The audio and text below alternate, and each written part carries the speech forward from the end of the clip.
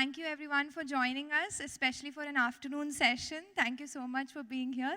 Thank you, Resham, for that amazing boost of energy. I don't know where she is right now. Great, okay. So we were discussing, we all four sat for a bit and we were discussing that we would jump right into the whole session. Is that okay with everybody? Yes? So we wanted to do things differently. So I actually wanted to start with Juan. So Juan, so actually I think this is something very revolutionary. Juan, being a millennial, hasn't used social media for 4 years. I think he needs to be applauded for this. And after 4 years of a sabbatical for some reason, he came back, and for this session specially, he got onto social media and also met with children and teens from the age of 18 to 24.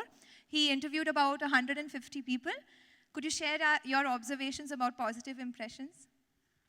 Good afternoon. First of all, to say that this opportunity by Banuma and the team is a dream come true. To be speaking here in the Vishalakshi Mantab and sharing some thoughts is beyond gratitude. I was sharing with Shividya shamelessly that I did not use social media for 4 years and I was participating in a panel discussion. It was an irony that I was not supposed to be sharing actually. The reason that happened to me was because I moved to India and I felt that what could be pertinent or what could be interesting in my country was not so for my students here. So I kind of backed off and I didn't use Facebook and Instagram for 4 years, 4 or 5 years. Then I started back three months before, nothing to do with the event. And the question was? What was your observation? You interviewed 150 people. So my topic is osteopathy. Osteopathy is, for those who do not know, it's a science that treats the body holistically. We can perhaps take a question on this later.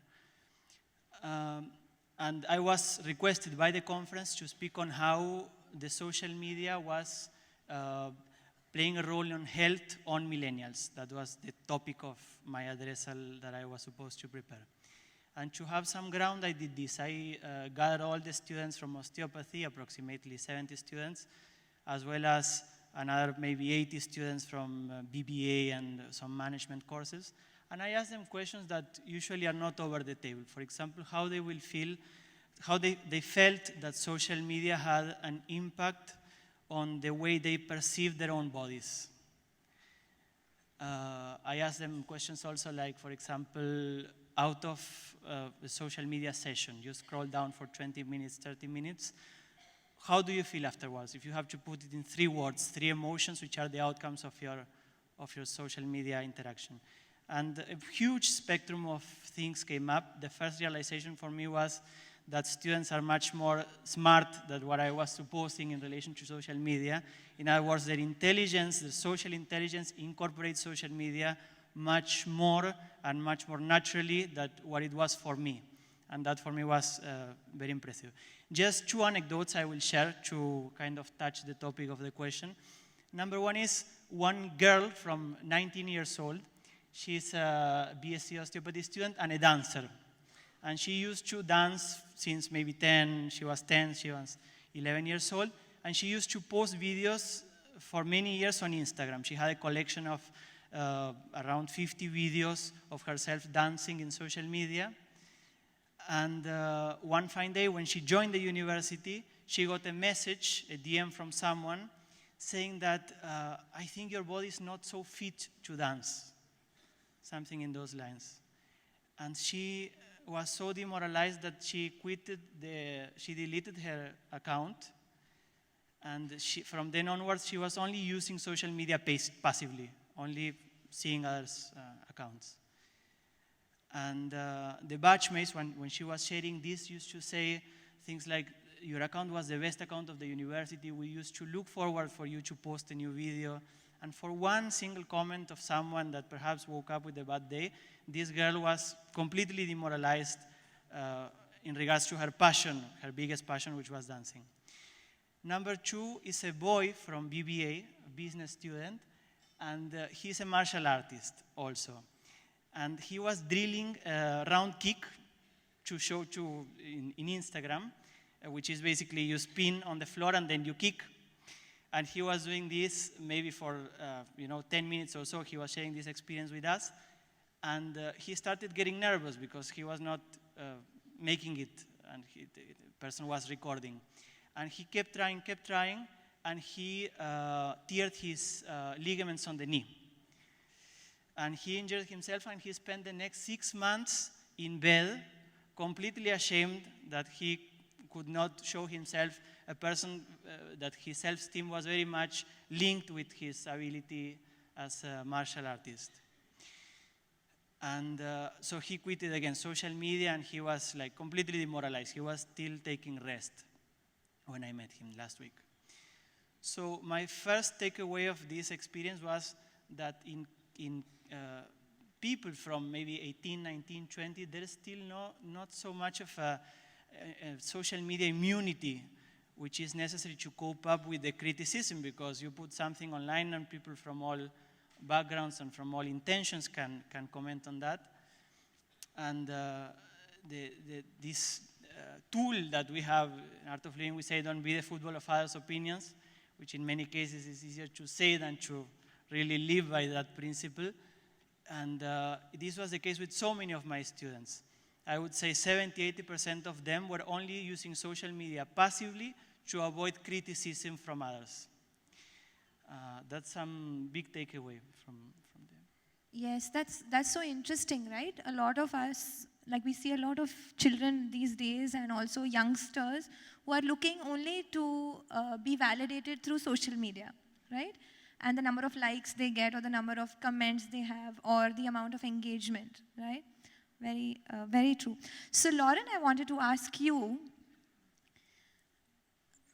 so you have, of course, had the opportunity to travel and probably influence the diet of some very, very influential people like Serena Williams, Venus Williams. You've also been to the White House. You've had a lot of interaction there as well.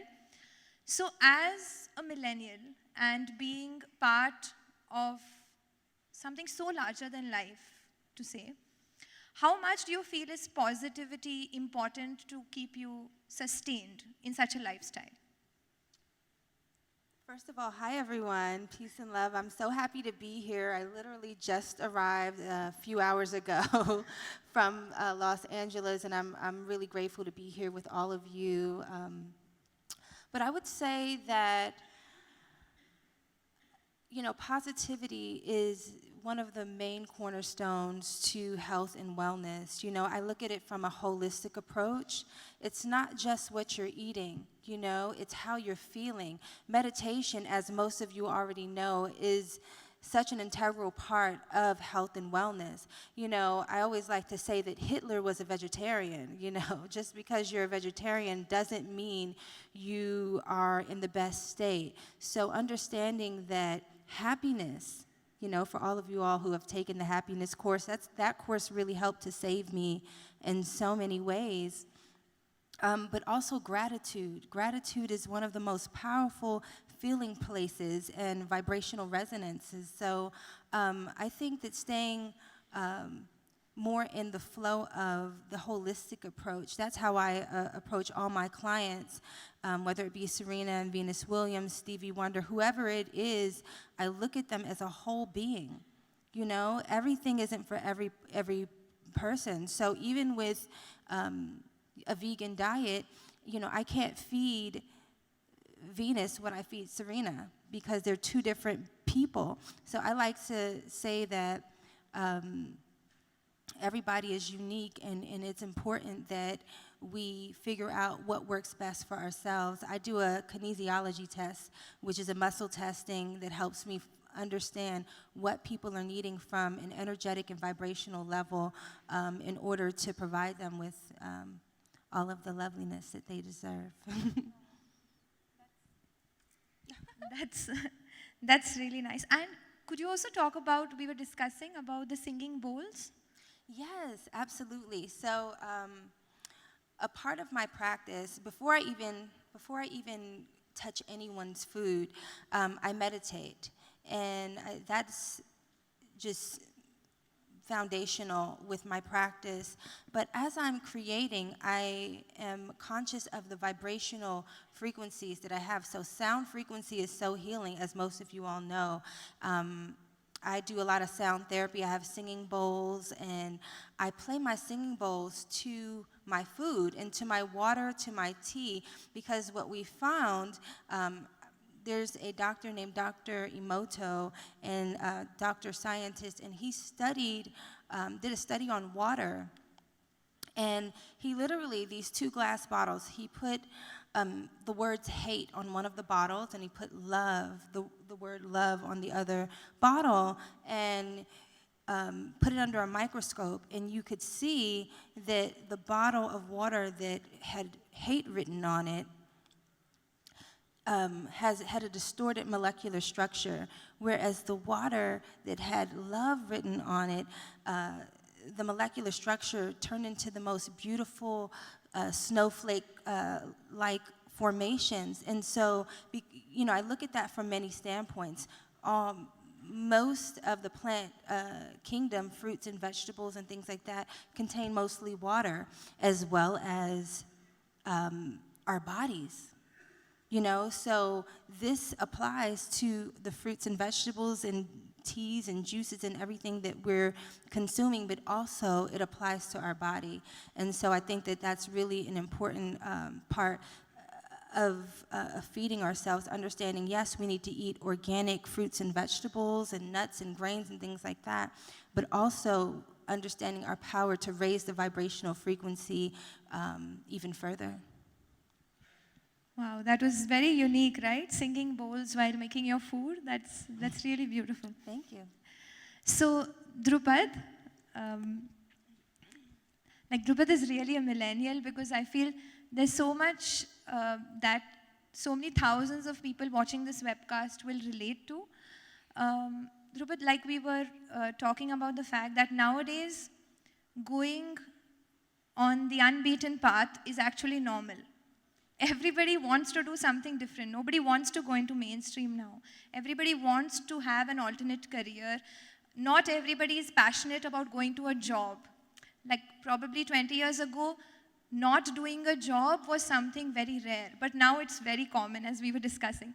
Every second person wants to become an entrepreneur. Everybody is having so many ideas. And out of 1 million ideas, there's probably one idea that fructifies and becomes successful.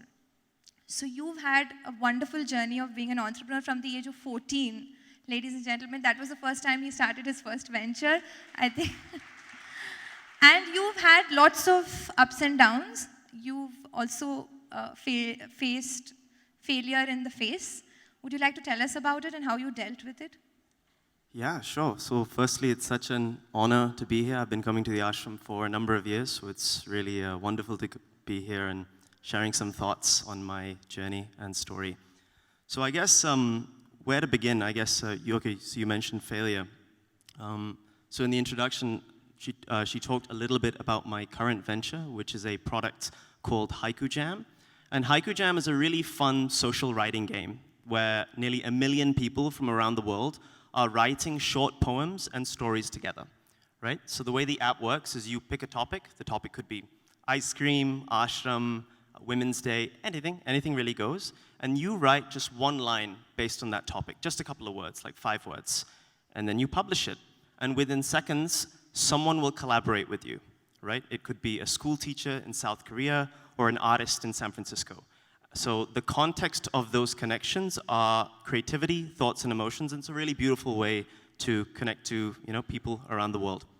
And but what's, I guess, interesting for me personally is Haiku Jam was born out of a very, very different idea and from a space of failure, as Srividya was was saying.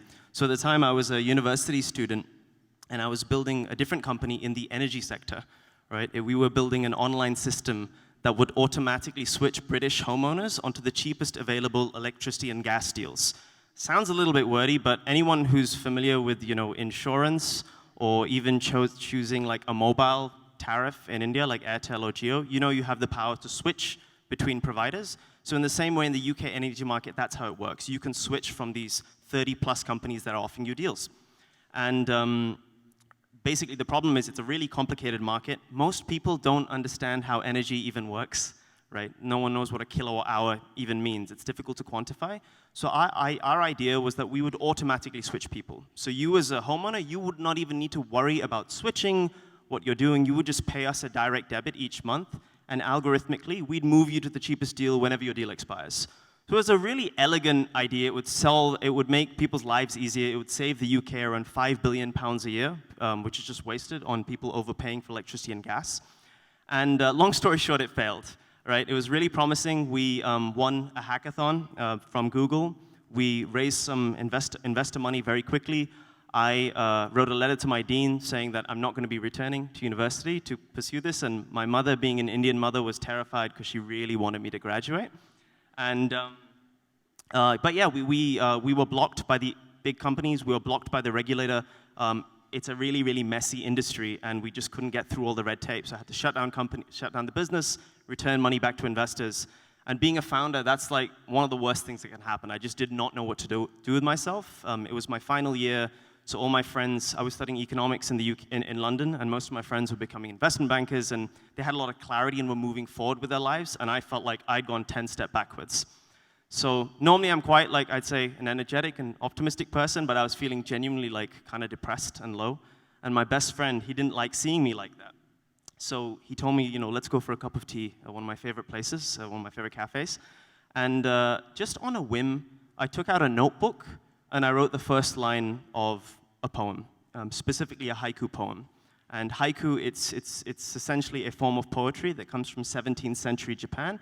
And a haiku, it's a very minimalistic, short form of poetry. A haiku just has 3 lines. So yeah, I wrote 1 line based on how I was feeling. And I thought it'd be really interesting, instead of me completing the poem myself, because I just was not satiated enough with my own thoughts at that point, I pushed the notebook towards my friend, and I asked him to write the next line, because I was curious where he would take the thought or the emotion. And yeah, that's what he did. And I wrote the final line, and for the next couple of hours, in complete silence, we were just writing these little poems and stories together. And that's when I thought, I just started to get really excited again, that I had this immense urge that what if I could not just create with my best friend Shubham in this tea shop, but anyone in the world, right? An artist in San Francisco, someone on the other side of the world. There'd be no pressure to get to know them. There'd be no pressure to, like, send selfies, chat, back and forth, but we would connect in a very, very, special way. And yeah, that led to the birth of the Haiku Jam, the app, and it's been that was a few years ago. So we launched the company in the UK, but interestingly, most of our users were coming from India and Southeast Asia.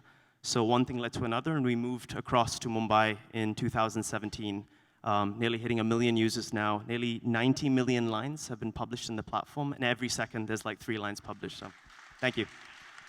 Wow. Yeah, and yeah, we've come a long way, and it's great to be here. Thank you. You shouldn't be surprised that most of your users are from India. Even Ruskin Bond came here to write. Yeah, so it's now that we're here, it makes a lot of sense. But at the time, we had no idea why it was growing and why it had culturally resonated. So, Zoe, I was just doing a poll on Instagram, and something that really came up was the whole topic about body shaming. That happens a lot. A lot of people are coming out and talking about it, and I think social media is a catalyst in changing that in a very big way.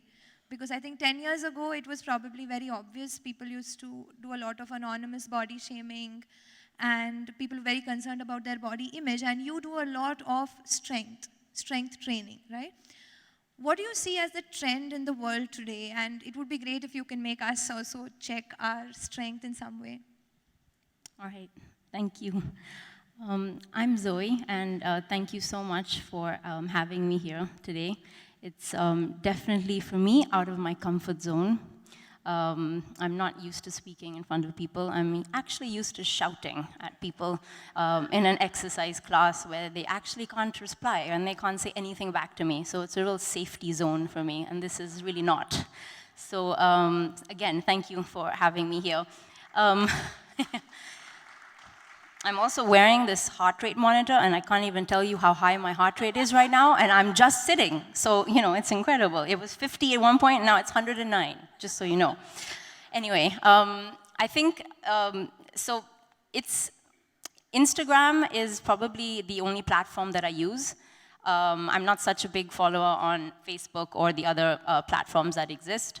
And the truth is, for me, I'm a graphic designer by profession, and I completely changed my profession, and I made what became my passion, which was fitness and movement. Definitely not dance. I saw what Resham did, and I'm really hoping nobody saw what I was doing in that corner over there, but no judgment, right? I was just judging myself. But yeah, so I started a fitness studio just out of pure excitement of what a group class did for me. So I was actually, very underconfident growing up in school, in college. I was always that person, who would never claim their artwork or anything in the graphic design classes. I would be like, I don't know whose that is, and it was mine, because, I didn't want to be criticized or have to speak out loud.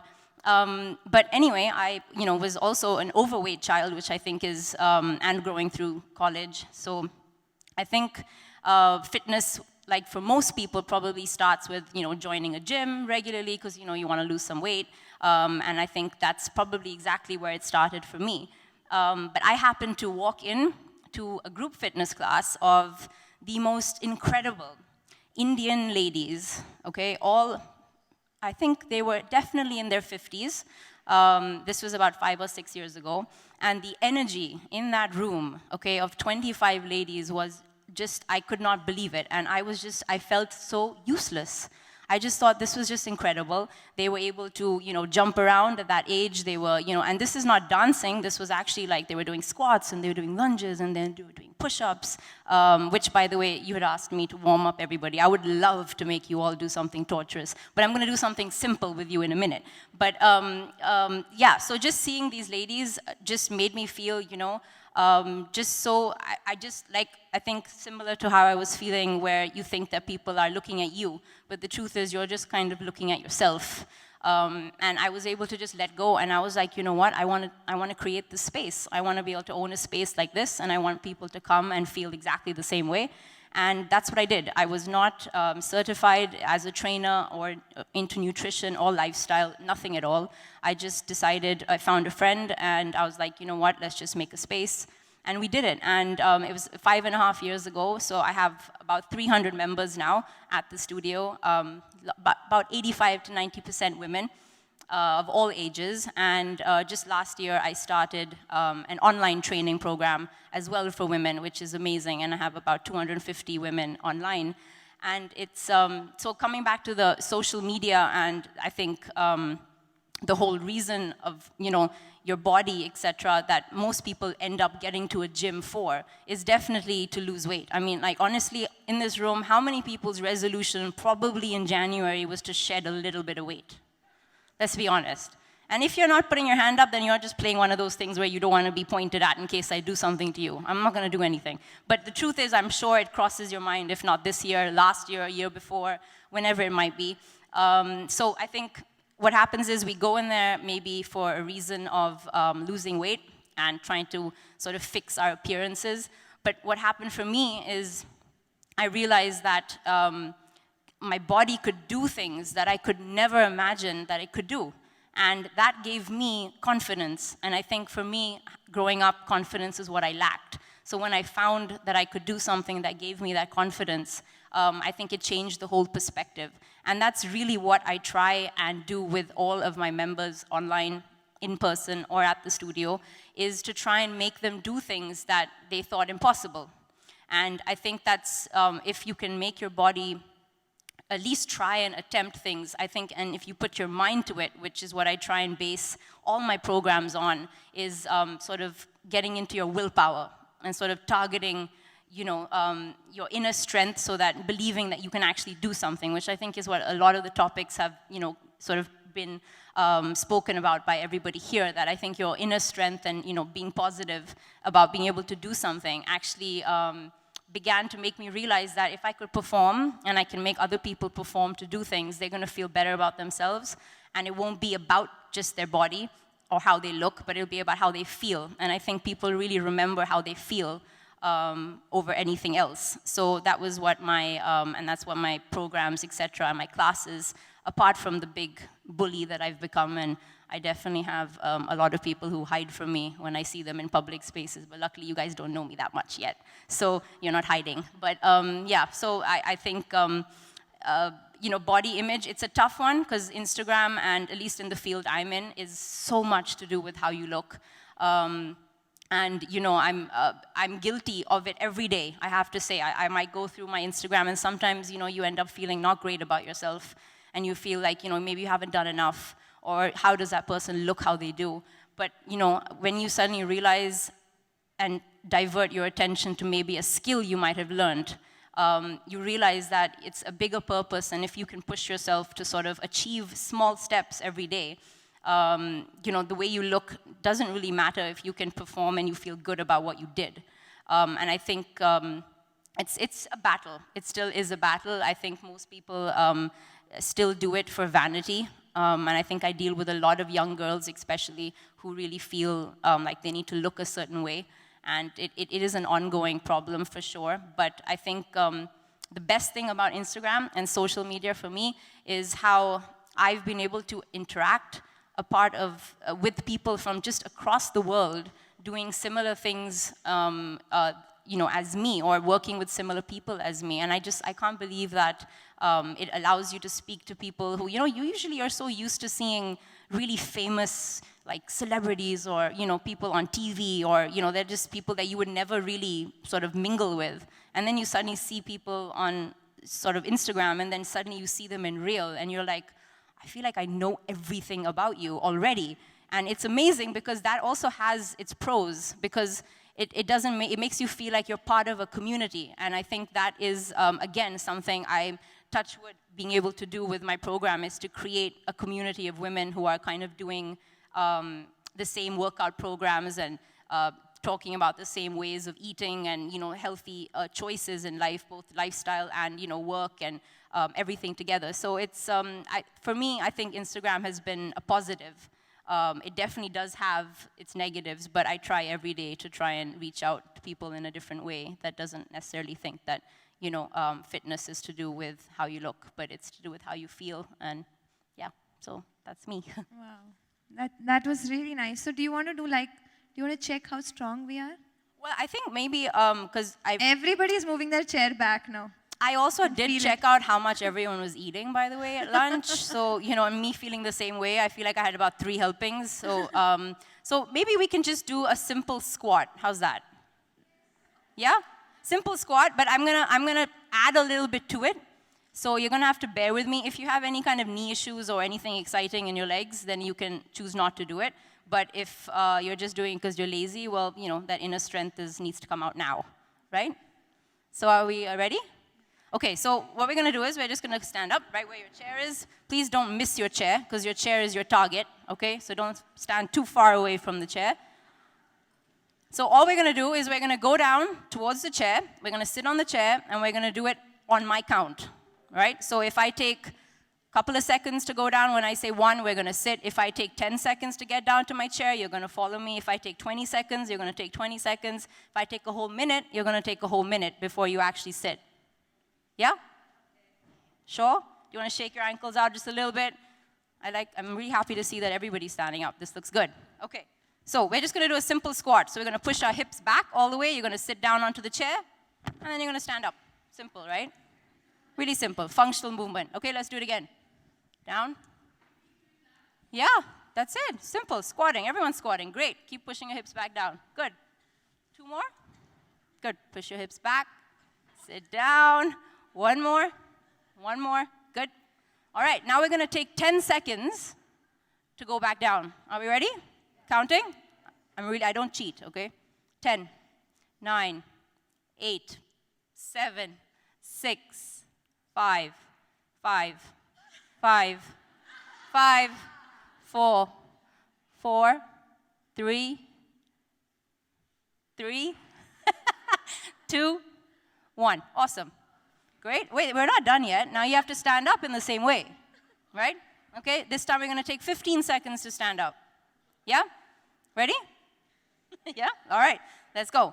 10, 9, 8, 8.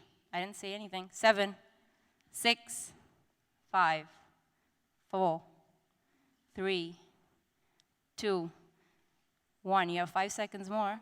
5, 4, 3, 2, 1.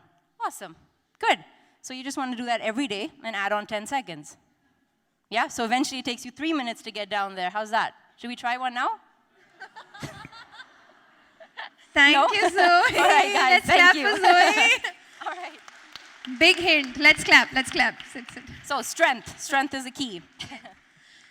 Juan, would you like to guide us through something just to help us probably breathe better, loosen up a bit? Yes. Okay. Closer. Fingers, clavicle, here. It's okay. Clavicle. Below the clavicle, we'll put some pressure from the center to the side. Just some pressure. See if you find any spot which is painful. Could you find? How many, how many of you found one spot at least which is painful in there? Most of us. Okay. So what we will do is we will put some pressure there and do this movement.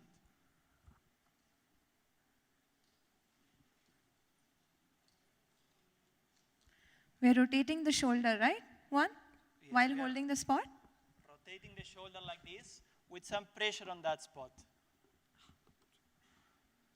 If you feel that the pain is too much, you can go a little less. It's a no pain, no gain logic here. It's not like that. Okay. So make the movement should be pleasant. At the same time, some little pressure creating tenderness in the area. And take a deep breath. And let's change to the other side. So you can palpate from the center to the side and see if you find any spot where there is special tenderness below the clavicle. I found it here.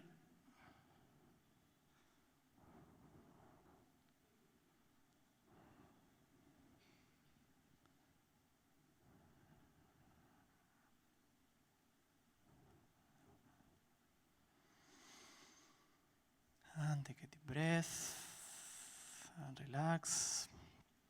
And I will do a little bit of motion in the shoulders to loosen up the neck.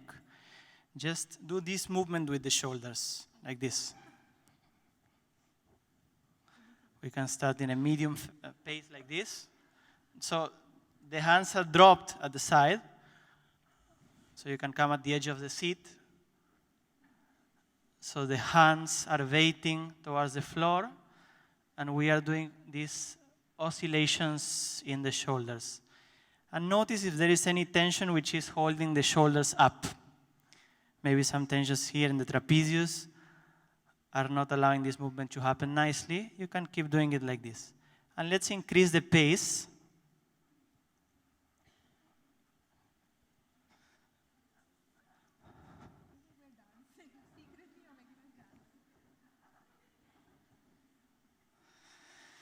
And take a deep breath and keep doing it. Okay. And come back to a still point. Now, bring the hands up like this. And we'll push up with one, push up with the other one. Push up with one, push up with the other one. Push up with one.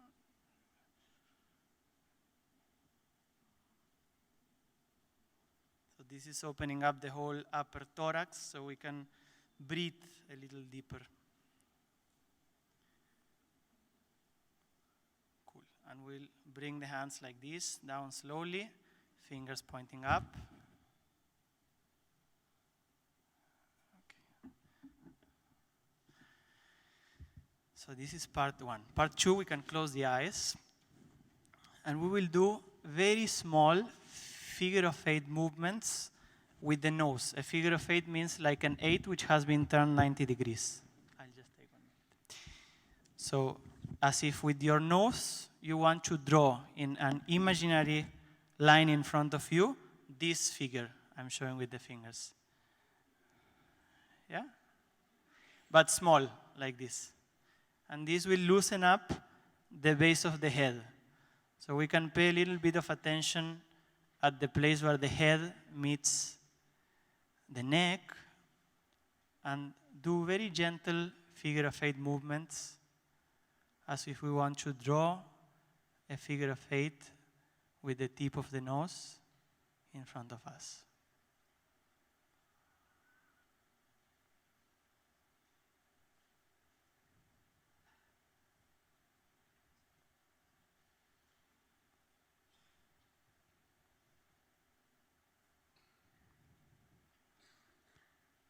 The attention is at the place in the neck, in the upper neck, where the neck meets the head.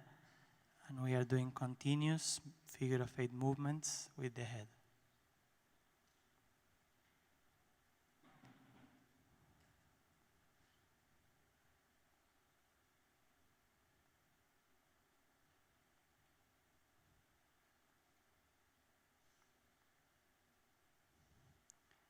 And you can take the next 30 seconds to finish, to bring this movement into a still point gradually.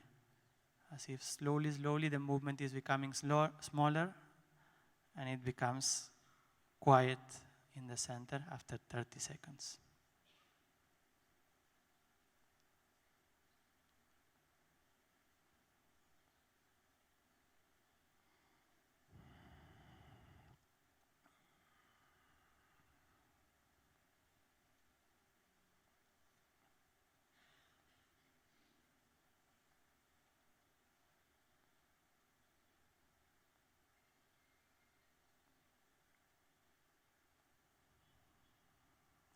Relax. Let's take a deep breath again. And breathe out. And we can open the eyes.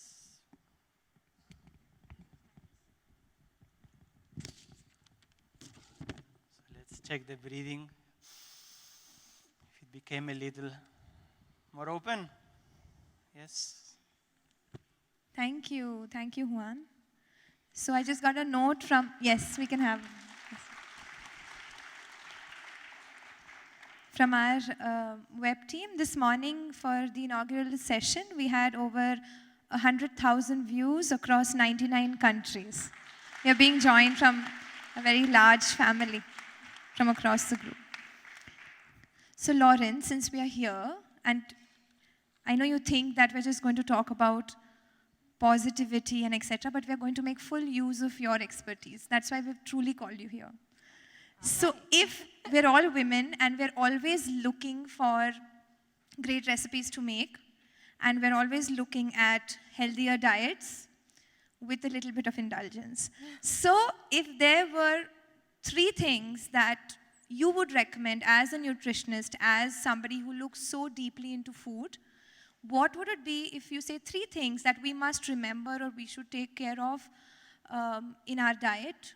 What would be those 3 things?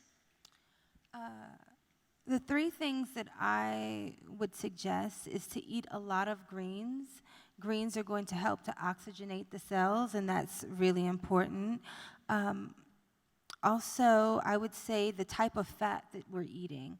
You know, being mindful of using extra virgin cold pressed oils, you know, the different types of oils. I really love grapeseed oil, extra virgin coconut oil, but the healthy fats, avocado, eating actual nuts and seeds, getting your oils, getting your fats from actual plants and seeds and things like that, that would be really important.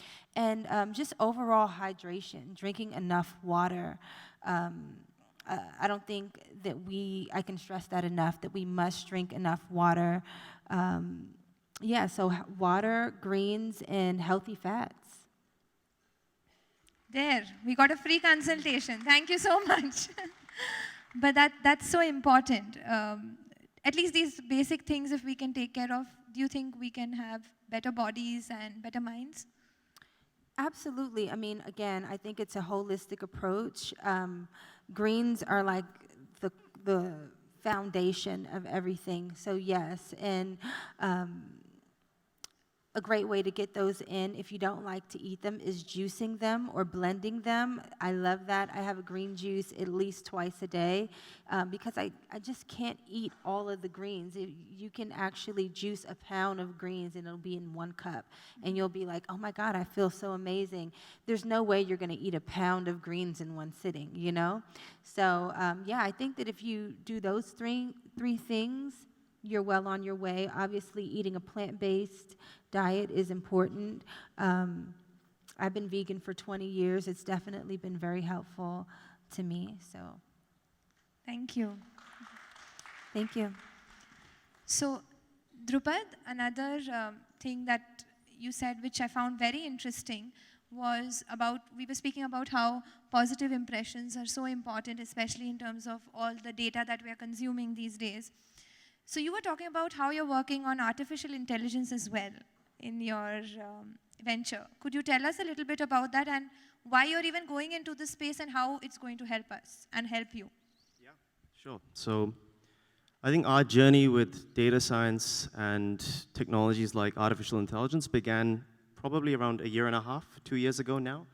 And like with so many things, out of necessity, right? Not because we thought it'd be cool or, hey, that's interesting, let's do that. It was more, I think that's something to also bear in mind. There's a lot of like talk in media and tech about AI and these buzzwords. And oftentimes they just don't mean anything in isolation, right? Ultimately, these are just tools and statistical techniques that help you solve fundamental problems, right? So that context is really important.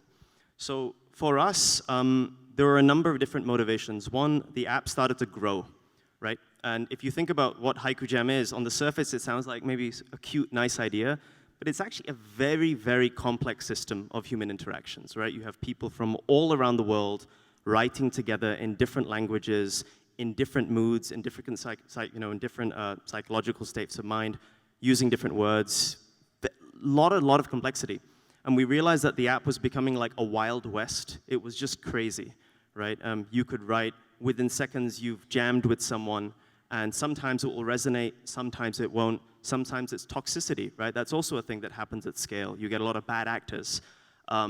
Now, the funny thing is, I think as a platform, one thing I'm super proud of as a team, what we've done is, I'd say we did a good job at stamping out most of the toxicity very, very early, right? And we had a very zero tolerance policy to that. And that actually hurt our growth, right? Especially you have tech investors who always want you to grow. Sometimes those are difficult conversations, but it's also really important to have the right investors who you can have those conversations with, saying that it's okay, we don't need to grow like Facebook, we don't need to grow like Snapchat, but let's grow in a more meaningful way, right? So simple things that we did, and this wasn't involving AI or anything, not back then, was if someone abused someone else in the platform or used foul language, the system would detect it or another user would report them, and then they'd get a 2-hour ban from the app. So 2 hours automatically logged out. You get a message saying, hey, please be respectful. This is an empathetic and safe space for people.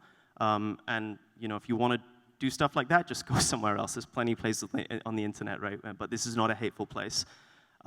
If you abuse again, then you got banned for 12 hours, and it's kind of like 3 strikes and you're out. So third kind of abuse, and we log you out permanently, and you don't get your account back. So that we did well. The more subtle forms of problems that we were facing, we needed help with data science. So for instance, you could be a 19-year-old girl in Mumbai who's experienced some heartbreak, and you're going in the app and you're really expressing your emotions. And you could be writing with a 30-year-old guy in New Zealand who hates the government, and all he's doing is talking about politics. Now, objectively, you're both good creators, right? You can write well, you have very, very interesting thoughts, but it makes no sense that you are constantly matched together because it was random. So we realized that we actually have to get on top of this randomness, and that's when our journey with data science really begun. So we started to invest in technologies like natural language processing, where we would literally be able to unearth the specific emotions and associations in the lines that people are writing. And we also had this other thesis, right? When I first had the idea, there was always this idea that, this would be a very, very interesting product in the context of mental health, clinical psychology, but also creative industries and brands, right? We felt that as we're building up the community, the creator base, and this corpus of lines, there'll be some really interesting findings within that that could be helpful to a whole host of stakeholders and partners. So for instance, when we started investing in data science and AI, towards the end of 2018, there was a big ice cream brand in the world that came to us and said, we want to understand, like, how do Indian millennials, how do they feel about ice cream? Like, what do they think about it? And we just happened to have like 20,000 recent lines where people were just jamming about ice cream organically. And we were able to figure out that, in fact, this would be an interesting survey. Can anyone guess what the most associated brand that was coming up in the poems about ice cream? Feel free to shout out. Anyone on the panel? Haagen-Dazs? Ben & Jerry's? Everyone's wrong.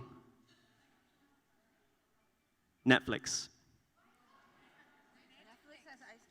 No, but when people were writing about ice cream, the brand name that came up in just poems and everyday conversations and thoughts was actually Netflix. Now, when you take a step back, it kind of makes sense now, right? When people are binging on Netflix shows, they're eating ice cream. And that clearly was the association. But back then, no brands were really thinking about it. And we were able to figure that out. Now, what was really funny, last month, Ben & Jerry's actually partnered with Netflix to create an entirely new range of ice creams called Netflix and Chilled. It was a range of vegan ice creams. Yeah, so they were able to figure out that link, and we were able to do that in literally the matter of a few hours. So it's a very, very powerful tool for consumer research to really dive into the subconscious. And find out how people are truly feeling and thinking. And with that comes an immense responsibility around user data and privacy, and to do that in an ethical way. So I don't know if I've answered the question, but that's generally how we are thinking about it. We're still very much, we're like skimming the surface of possibilities, but it's super interesting now. So there's a feature in the app where you, as a jammer, you can get access to your own personal insights. Right? It's almost like your clinical psychologist / therapist there and then. So when you're writing, every single day you will be able to glimpse like how have your emotions changed based on the analysis around your writing, how that's changed week on week, day to day, month to month. What are the most frequent word associations that the words that you are using, which words and phrases are contributing to your state of mind today. If there's jealousy in your writing or anxiety, these are the specific things that are triggering that. So it's a really, really powerful lens into the subconscious, and yeah, we're still really just getting started. So basically, you can tell what is happening in their life by reading what they write, in short? We can tell what's happening in the subconscious, right? We can't tell you physically what's happening, and we have no interest in that, but there's a really great Einstein quote that I think summarizes this. He says, play is the greatest form of research, right? So if you truly, I think one of the big industries that's broken in the world today is the world of consumer research, right? Companies like Nielsen, they go and survey people. Yeah. And that's a really dumb way to understand how human beings are feeling, right? Can you imagine doing a 50-question survey about ice cream or sneakers or the weather or even something that you care about? It's really dry, and it gets people into a very conscious state of mind. Yes. But when you're playing, when you're dancing, when you're drawing, when you're creating, you are truly expressing yourself and you're not performing. And I think tying back to some of the things that Juan was saying at the start, social media, it's a very passive medium. I'm generalizing, but generally it's passive and it's extremely performative. So people don't go there to perform and to project. But you won't be going on Instagram and really being vulnerable, right? You're always presenting like the perfectly curated version of your life. And there's a place for that, but there's a darker side to that as well. That there's a lot of things happening in your life, and there are not enough safe spaces on the internet to express them. So with Haiku Jam, that's what we're looking to do, to create that safe space where you can really meaningfully connect to people. Wow, that's really interesting. We're looking forward to your research to help us as well. Absolutely. So before we conclude, I just thought I'll run it by all of you. Juan, especially, I recently read a survey that the average 18-year-old across the globe spends close to 18 hours with their cell phones. 18, yes. So do you think that osteopathy in some way can help relieve some amount of physical, emotional stress that these sedated lifestyles bring? Not just on the phone, also computer screens. It was for both. Osteopathy by itself, I don't think so. It can bring a big change on that, no. Can I close with some other story? Sure. Okay. You know, today it happened to me that in the morning I received a very strong news, very shocking news. I had a friend in Argentina. It's obviously linked with social media and the body.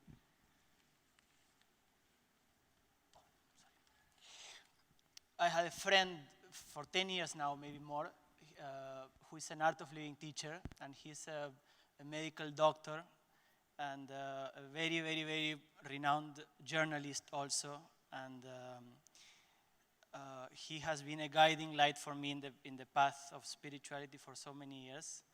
And I always saw him as a role model, as someone who has achieved everything which was to be achieved.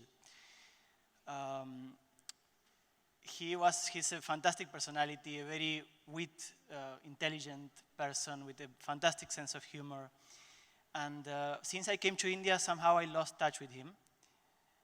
And 1.5 years back, I came to know through social media that he was moving into the female gender. So he opened up through social media that since childhood he was feeling that he was a woman, and it completely shook up the whole community, at my mind at least. And he took the challenge of document step by step each one of the surgeries, hormonal treatments, all of his experiences with his family, etc., through Instagram. And I met him in Argentina. I went for vacations 6 months back, and I met him, and he was looking as a woman, and he had this kind of the aura of a warrior who came from war and won, and a sense of authenticity and love in his presence, which is so beautiful to see. I only meet him for one day. Now, today morning I woke up, and obviously social media is not my topic. I can speak about osteopathy for hours, but social media I'm very limited. And I was having this sense that, okay, maybe something else I should convey in the conference. And I got the message, which was a video of my friend, her name is now Isha, receiving from the president of Argentina his national identity card in Argentina. As a woman. So they were acknowledging legally as a woman. And it was a scene to be watched. The president was almost in tears while giving him this card. The hall was a combination of ministers, which are like the archetype of manpower, and people who very rarely show their emotions in public, and the other half were friends from Isha and transgender people, which in Argentina are usually very poor people and so forth. Argentina is a country where the church dictates in a big extent what is the state does or does not do. So this was huge. And the president was almost in tears, and the ministers also were in a state of confusion and emotion at the same time. And I felt, I don't know, somehow I felt I should share this on how, for a person who has been feeling this feminine principle so strongly from his childhood, and the power of social media to open up. And if you go to his Instagram, you will see that he has, for every post, no less than 500 comments, and all of them are encouraging. And I think this shows the other side of what I was saying before, that there is a lot of course, free criticism, and it's tough, especially for children. But when they see these examples of someone who completely goes outside of their comfort zone and put themselves on the line and make themselves completely vulnerable online, the response can be as in his case, lives transforming in such a way that when the government people saw what was the actual response from the public to his transformation and opening up, they gave him the highest honor condecoration that someone can get, which is to be invited to the Pink House, which is like our White House in Argentina. I don't know, I felt to share this because it happened today, and I think it links with social media as a powerful medium for transformation and acceptance also of minorities.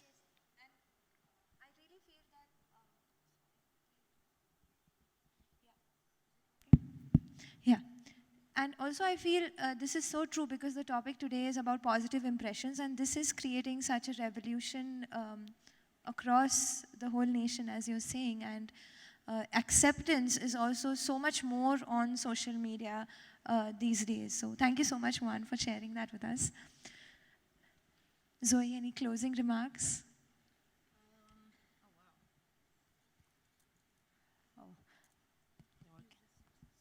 Oh, wow, just when my heart rate had gone down completely because I was like, I'm done.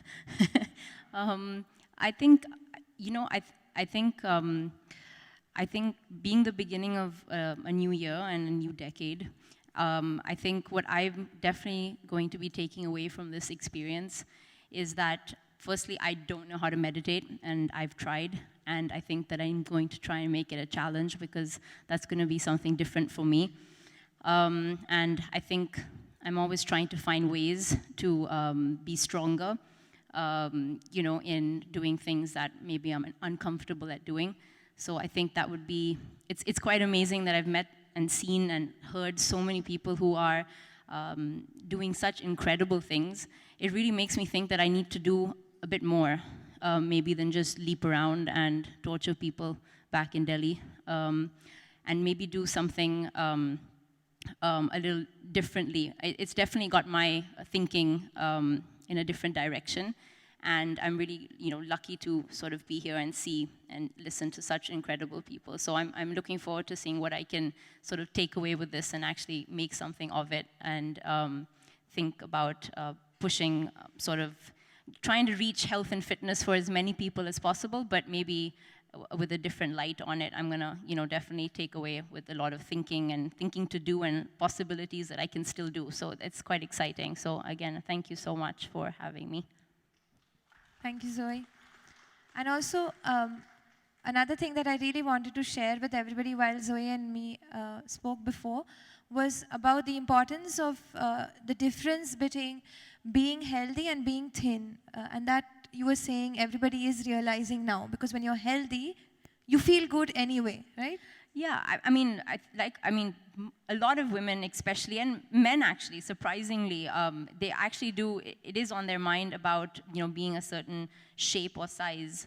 And I think that what's incredible is how we are all just so different, and we all have different bodies, and we have different lives, and we have different work, and we have different, you know, different everything, right? From problems that we deal with, everything. That's what makes us unique. And at least I think it's not about a certain shape or size. And I think that's something that most people need to try and understand and look at. And I think what's amazing about something like Instagram is you can actually nowadays see so many people talking out against sort of like what we're used to seeing in mainstream, which is like the perfect body or the perfect you know, shape a certain person might look like, or you know, how amazing they look. And I think there's a lot of people now who are going completely about how natural you can be, and how you know, just being yourself is really important. It's funny because at least on my own Instagram, I've, you know, happened to put up me working out, where I have to look like I have been to war, literally. I look like I have been absolutely, you know, tortured, which I probably have, and I love it. But it, you know, so for some people, they'll be like, you know, I have people asking me if I can give them a workout that doesn't make them sweat. And I'm just like, how am I gonna do that? That's, you know, out of your comfort zone. And they're like, yeah, we don't wanna wash our hair. So I'm just like, you know, so there's a lot of stuff out there where people, you know, or for instance, you know, doing movements on the ground, some people don't even want to touch the ground, right? So you have, there's lots of things that come with sort of, the people and the sort of community that I've been exposed to, but I think I'm really proud to say that a lot of them are starting to change their ways, and some people who would not do anything now at a fairly good age, like I'm talking about maybe a particular lady who's about 55, I can get her to do nearly 50 burpees back to back. I would love to make everyone do one here, but I won't. But yeah, so it's incredible to think what you can do, and if you put your mind to it, and if you're open to it, I think that's what's important. Thank you, Zoe. Thank you. Lauren, would you like to conclude with your thoughts on the session? I'd like to conclude by just saying that I am very grateful to be here.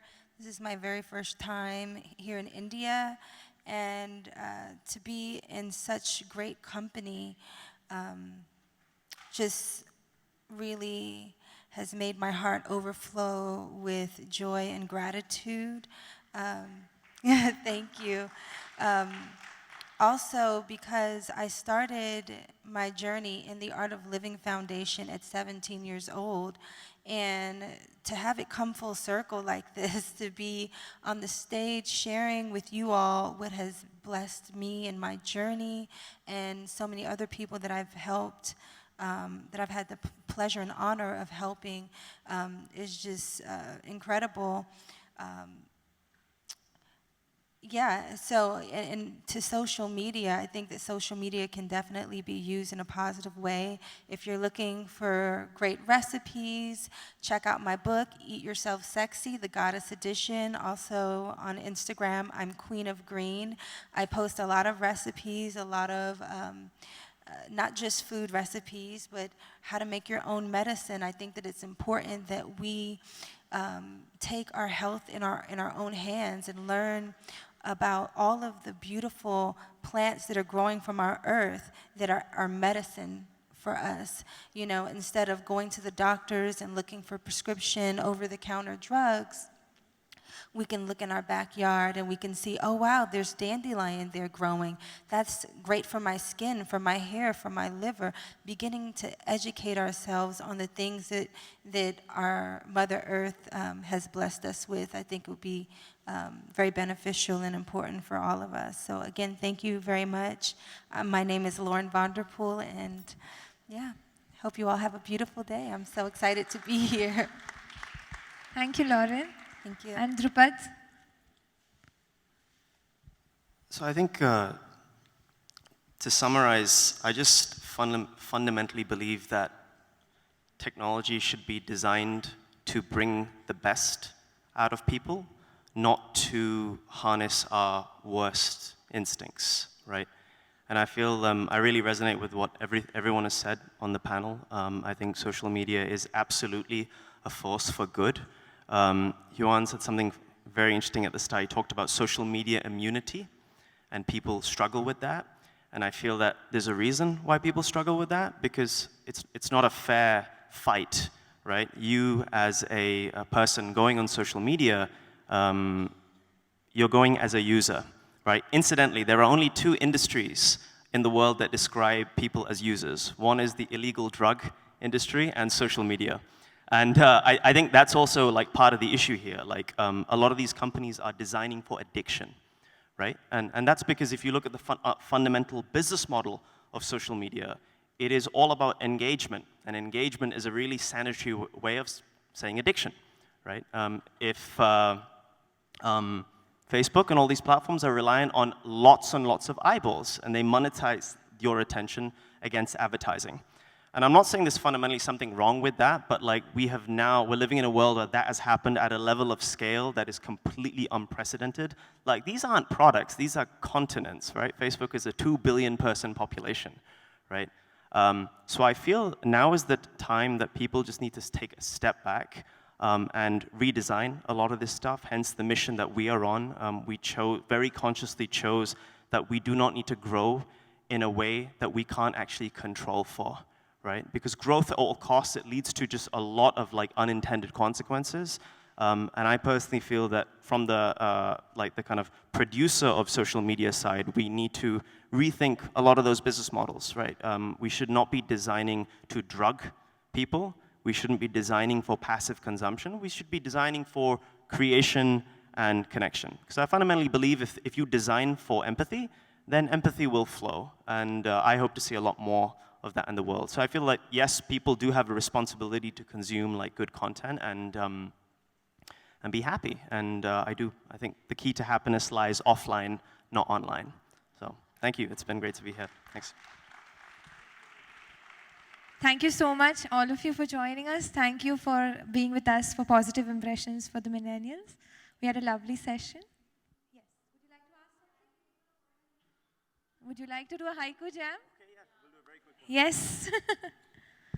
So it's easier when people write, because then if I just point at someone, you have to think very quickly, but we can have some fun.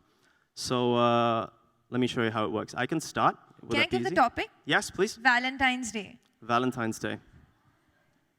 Okay. So I'll write one line for this. A lonely heart. Okay? Now, would someone like to add the next line? Just a few words. Yes? Okay, that's wonderful. A lonely heart has no beats. And just before you add the final line, so the art of haiku, it's what's interesting is actually the third line, right? Because what differentiates haiku from just any random three-line thought is kind of the third line. This is where you can add some kind of twist, right? Something humorous, something philosophical, something that is just a little bit unexpected. So with that in mind, yeah?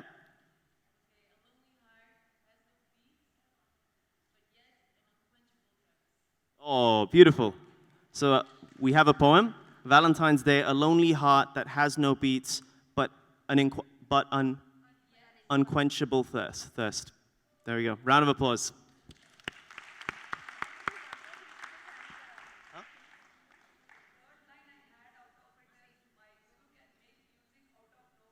Oh, lovely. So in the app, there's a slight word limit, so you'd have to trim the words a little bit, but it's okay for now. It'll go. Okay, perfect. That's it. Thank you.